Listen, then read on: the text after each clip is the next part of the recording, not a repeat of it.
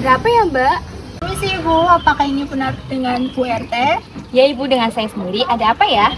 Begini Bu, perkenalkan kami dari tim gizi Puskesmas izin melakukan kunjungan kepada ibu hamil yang berada di RT sini. Mohon bantuannya ya Ibu. Oh, baik. Saya antar.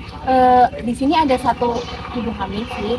Mari saya antar sekarang. Makasih Ibu. Makasih Bu. Jadi begini, Bu Fatma itu masih hamil muda, terus dia itu sekarang tinggalnya sama mertuanya itu baik, cuma mertuanya itu masih percaya sama tahayul-tahayul sama pantangan makanan. Oh begitu. Oh, seperti itu, Ibu. Kita juga sering menemu yang seperti itu sih. Nanti kita bisa edukasi bareng-bareng ya, Ibu. Iya betul, biar lebih paham untuk kedepannya. Iya, gitu. Assalamualaikum, Bu Fatma. Ya Ibu, waalaikumsalam. Bentar. Ya Ibu. Jadi begini, Ibu, ini ada ahli gizi dari Puskesmas ingin melakukan kunjungan terhadap ibu hamil. Nah, betul sekali Ibu, kami dari tim gizi Puskesmas izin melakukan kunjungan pada ibu hamil dan memberi sedikit edukasi mengenai kesehatan ibu hamil. Nah, apakah Ibu bersedia? Oh baik Ibu, silakan masuk. Baik.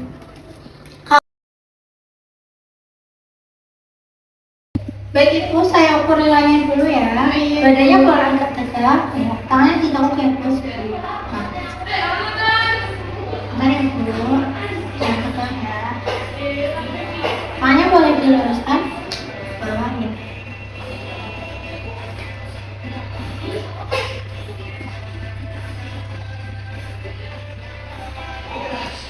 Oke, baik Ibu, nilainya normal ya Bu.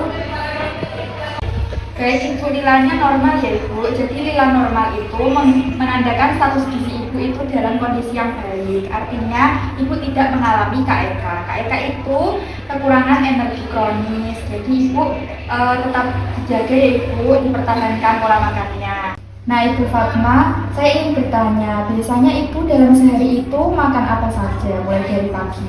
Pagi paling aku cuma makan roti, kalau enggak minum teh karena mual Bu.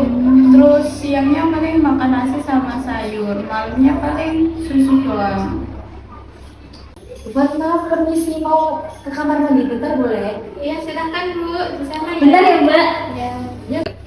Nah Ibu, sebenarnya untuk ibu hamil itu ada beberapa makanan yang asupannya perlu diperhatikan. Ya, yang pertama itu ada protein. Protein itu penting sekali untuk tumbuh kembang janin ibu. Nah, protein ini bisa didapat dari telur, ikan, tahu maupun tempe. Kemudian ada zat besi dan asam folat. Nah, zat besi dan asam folat ini gunanya untuk mencegah ibu dari anemia sehingga bayinya bisa berkembang dengan optimal. Nah, zat besi dan asam folat ini didapatkan dari sayuran hijau. Jadi ibu perlu memakan sayuran hijau yang lebih banyak lagi.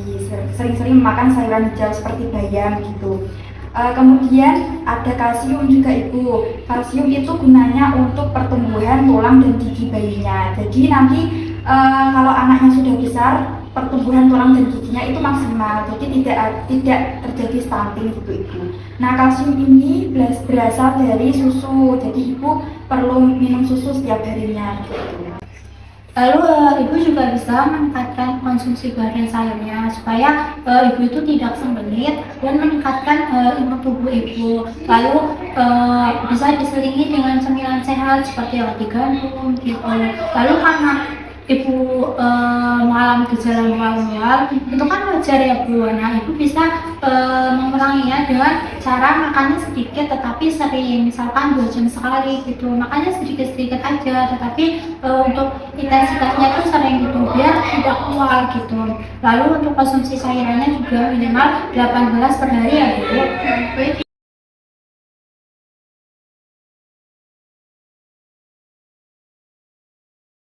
Nah, tadi kan dijelaskan bahwa protein itu kan sangat penting buat tumbuh kembang bayi ya Ibu. Nah, sumber protein itu nggak perlu yang mahal-mahal Ibu, nggak perlu yang daging yang mahal itu. Bisa dari telur kan murah itu. Nah, telur itu kecil-kecil bisa mengandung protein yang banyak Ibu, ya malah justru baik. Mbak, mantu saya jangan dikasih telur banyak-banyak. Nanti bayinya kegedean, susah lahiran. Makannya ringan-ringan aja, Mbak. Ibu, mohon maaf, sebenarnya itu salah ya Ibu, cuma mitos aja. Justru telur itu baik sekali untuk pertumbuhan bayi. Ibu sudah dilakukan penelitian juga kalau kandungan telur itu sangat baik. Tapi kan saya juga seorang ibu, Mbak. Saya juga berpengalaman. Yang baik yang mana, yang enggak yang mana. Kalau Ibu masih ragu dengan telur, Ibu bisa mengganti dengan ikan. Nah, ikan itu juga mengandung protein yang baik. Loh, ikan bukannya bikin bayi jadi amis? Itu juga salah satu mitos yang cukup terkenal ya Bu.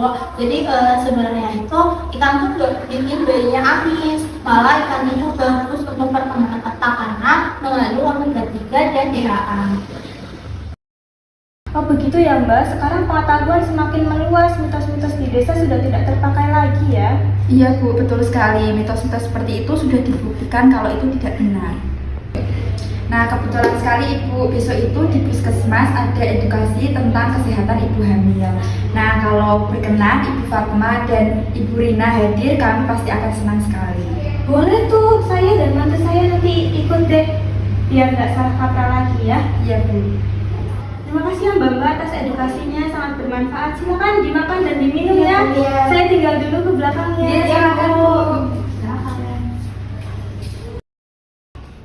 Maaf ya Mbak, saya lama. Iya, nggak apa-apa Bu.